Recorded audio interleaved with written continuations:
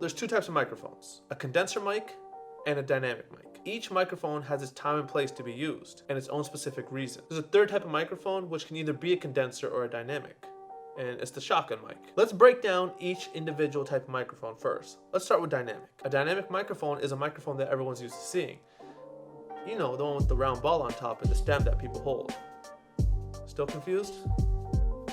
This one right here. Let's talk about the general build of a dynamic microphone. You have the top casing here which has holes in it to allow sound waves to go through. Underneath that you have a piece of foam which protects against moisture and dust and also doubles as a pop filter. Underneath that piece of foam is the actual microphone in itself which picks up the signals. And all that's encased in the stem here which you can hold comfortably and talk into. Dynamic microphones are ideal for any sort of live situation, whether you're recording guitar amps, drums, or even vocal performances at a concert. The reason we use dynamic mics in live situations is because it can take a lot of signal without damage due to its low sensitivity and high gain threshold. You're probably wondering what that means. In simple terms, you can record a lot of loud things without any problems. Now, of course, dynamic microphones aren't invincible. Just because they have a low sensitivity, it doesn't mean that they can't be damaged at all. Now, if there's a super loud sound, for example, a jet plane, it's gonna crush your signal. It won't sound good. Another reason dynamic microphones are great to use in live performances and live recordings is because of the frequency response. A frequency response is the range of sound that a microphone can produce. So now we know that dynamic microphones not only sound great, but are also used for live recordings and performances. However, they're not the perfect microphone. So let's go over some pros and cons. The pros are that they can take high sound pressure levels without damage, the quality is great, they can run without a power source, and most importantly, they're not that expensive. They're pretty cheap and affordable. Some cons are that because they're a heavier build with a bigger diaphragm, they're not ideal for recording higher sounding instruments such as violins. Now let's talk about condenser mics. The condenser mic is a little fancier looking. It looks more expensive because it is. This is a type of microphone that you normally see in studios. It looks something like this. A condenser mic, unlike a dynamic mic, doesn't have that foam casing after the grill. It's just grill, then microphone. So they're more susceptible to getting dust and moisture in them, so they need to be taken care of a little more carefully. When it comes to holding condenser microphones, unlike dynamic mics, you don't want to do it like this. These are very sensitive microphones, and so any sort of movement like this or of the fingers, it will pick up in the recording. Instead, we use what we call shock mounts to hold the mics. Hold on. Something like this. The mic sits right in there. That's it. And this goes on a mic stand. Easy. Alright, now let's get into the good stuff.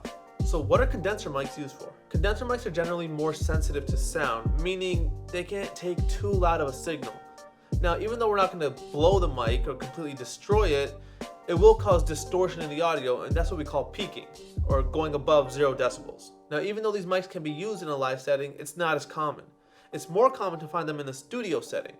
This allows the mics to use its full potential by giving you a bigger, more natural tone. When it comes to recording vocals, whether it's a song, podcast, voiceover, you'll find out majority of the time, if not all the time, condenser mics are used. The frequency response on a condenser mic is a lot higher than it is on a dynamic mic, which means it makes the vocals sound a lot brighter. Along with vocals, condenser mics are also used to record more on the higher end when it comes to instruments, such as pianos or guitars even. Now, of course, much like the dynamic mic, the condenser mics also have its pros and cons. Some of the pros is that it has a lighter diaphragm, which means it makes capturing higher frequencies a much easier task.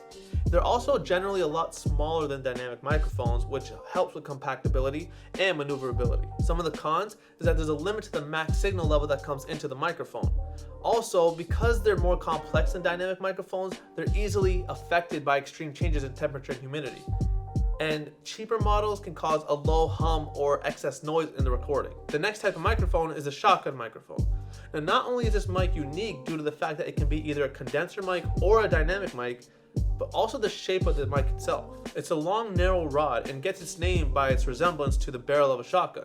A shotgun mic is generally used on film sets attached to a boom pole. It's used to record audio on a set. In this case, for this video, I have it attached to my camera, so everything that you're hearing is coming through my shotgun mic. So why a shotgun mic?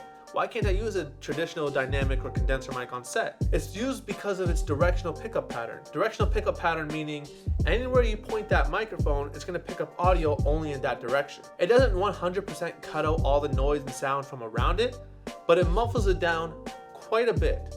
Like I said, Mine's mounted to my camera right now. You can hear me very clearly, but you can't hear anything going on behind the camera. So there you have it, the different types of microphones and what you need to look for when choosing the correct one for your job. And if you're interested in learning more about microphones or any other aspect of filmmaking, visit filmcampforkids.com, where we offer full 1-hour classes.